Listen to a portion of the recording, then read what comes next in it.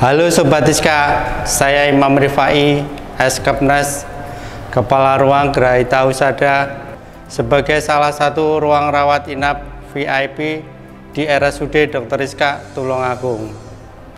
Gerahita Husada merupakan ruang rawat inap diperuntukkan pasien kelas VIP yang didukung oleh staf, sarana, prasarana, dan peralatan untuk menunjang fungsi vital pasien.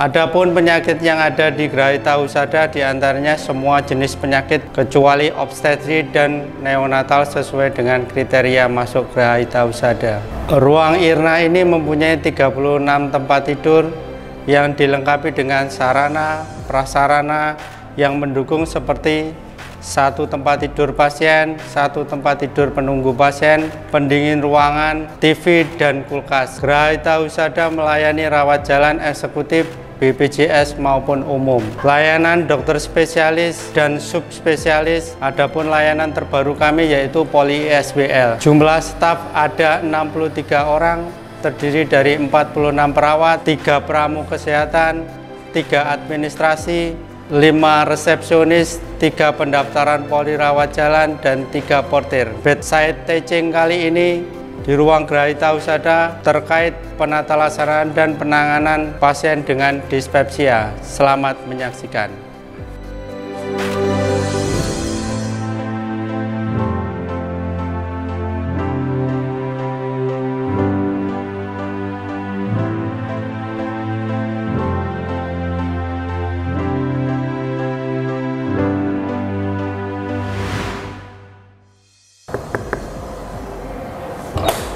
Selamat siang.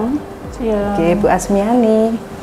Ya, Bu, perkenalkan saya Arpati. Saya perawat yang merawat Ibu mulai dari jam 7 sampai jam 2 nanti, nggih. Ini saya akan memberikan penyuluhan terkait untuk dispepsia.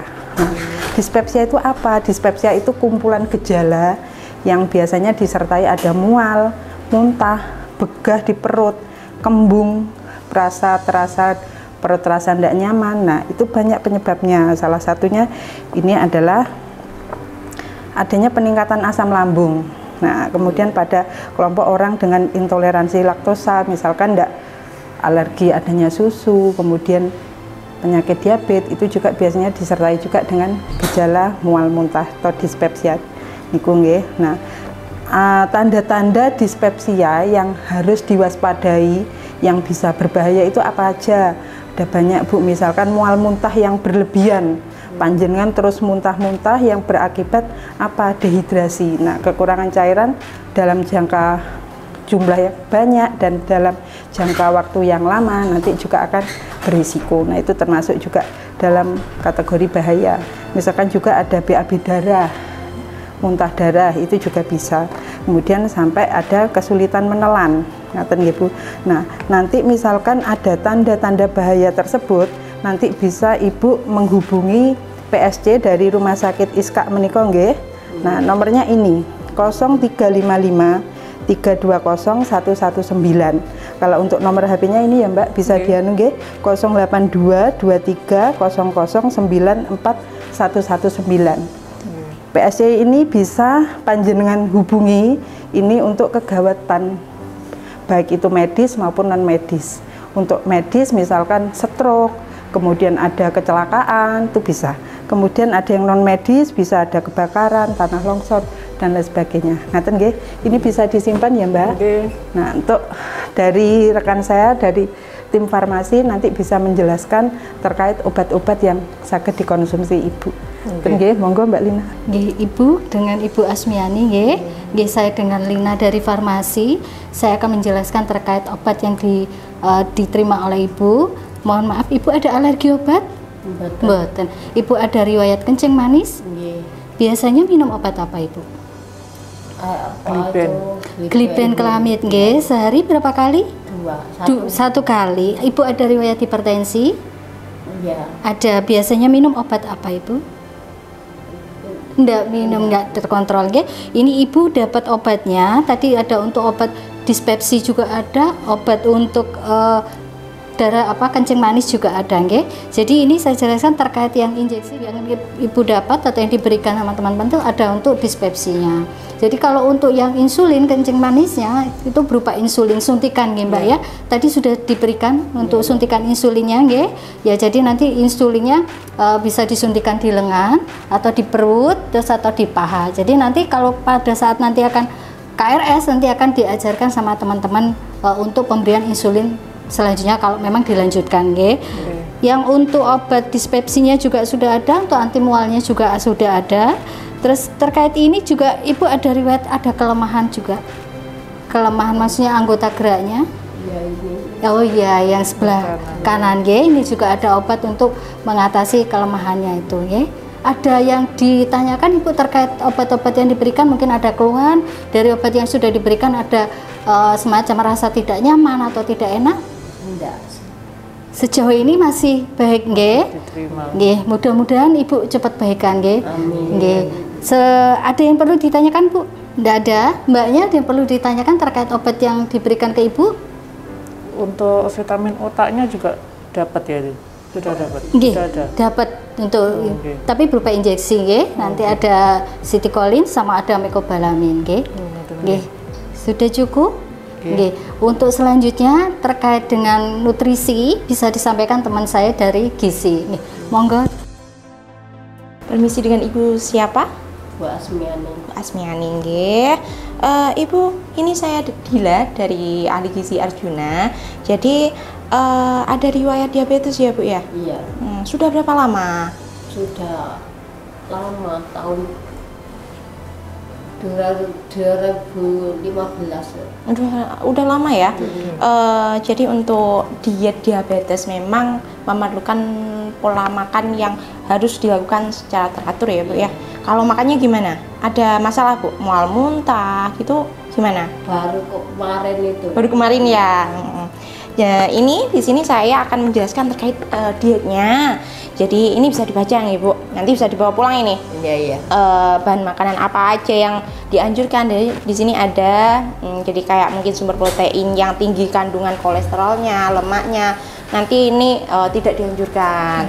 Terus apa namanya kayak mungkin mentega, margarin itu juga tidak dianjurkan gitu ya. Kemudian kalau untuk sayur-sayuran nih yang dianjurkan kayak kangkung, kacang, oyong, ketimun gitu. Pokoknya sayuran yang seratnya tinggi. Di sini ada semua gitu ya. Nah, untuk makannya itu nih Bu ya, contoh makannya. Jadi bisa dicontoh dari sini. Di sini kan ada makan pagi. Terus kemudian dapat snack. Makan siang, snack lagi. Gitu terus ya Bu ya. Jadi 3 kali makan utama, 3 kali snack ya Bu ya. Malam juga dapat ya Bu ya. Nah, orang diabetes tuh memang perlu makanan yang sedikit tapi sering. Jadi nanti biar kadar gula darahnya itu biar stabil. Di sini sudah saya cantumkan beberapanya. Nanti tinggal baca-baca. Ini juga saya tuliskan juga URT-nya. Jadi biar gampang nanti ya. Ini bisa dicontoh. Ini contoh menunya aja. Gitu. Ini bisa dibawa pulang Ibu. Kira-kira nggih. Tangan kiri. Kira-kira ada pertanyaan? Kalau buahnya gimana? Ya semua boleh atau ada yang tidak boleh gitu? Yang tinggi serat aja Ibu. Terus juga dihindari makanan yang fruktosanya tinggi. Gitu nggih. Fruktosa tinggi itu biar gampang inget itu yang manis. Yang terlalu manis itu berarti fruktosanya tinggi atau kadar gulanya tinggi gitu nggih. Jadi kayak mungkin sawo itu kan tinggi. Kemudian rambutan itu juga tinggi. Terus mangga itu juga tinggi. Jadi cari yang buahnya yang manisnya agak enggak terlalu manis gitu nggih. Ada lagi pertanyaan? Iya, sudah cukup. Terima kasih. Sama-sama Ibu.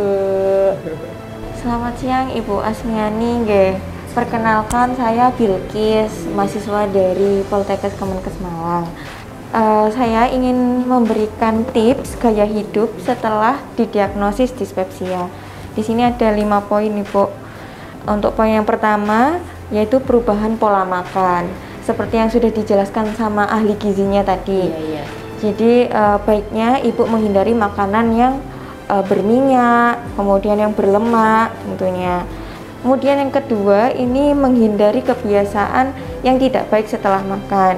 Jadi mungkin ibu setelah makan jangan langsung berbaring, diberi jeda terlebih dahulu mungkin 2-3 jam agar proses pencernaannya optimal. Kemudian yang ketiga, poin yang ketiga ini, misal ibunya sebelumnya merokok atau minum alkohol, sebisa mungkin berhenti saat ini, karena nikotin dan alkohol ini dapat mengiritasi lambung dan memperparah penyakit dispepsianya.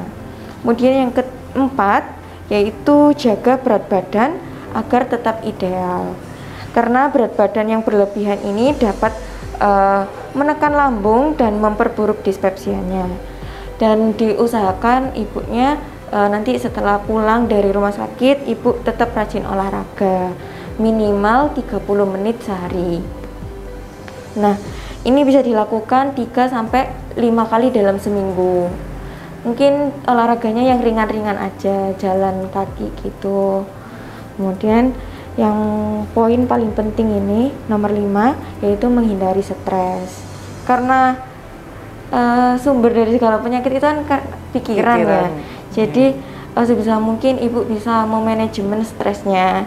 Mungkin ibu bisa meluangkan waktunya untuk jalan-jalan, kemudian melakukan hobinya. Hobinya kalau boleh tahu apa ibu? Tidak ada. Atau bisa menonton film atau menonton TV gitu. Iya itu. Ya, ini adalah 5 gaya hidup setelah ibu didiagnosis dispepsia. Jadi ini bisa diterapkan setelah ibu pulang deh. Iya. Bisa dibaca-baca lagi. Mungkin itu saja yang dapat saya sampaikan. Terima kasih. Wassalamualaikum warahmatullahi wabarakatuh.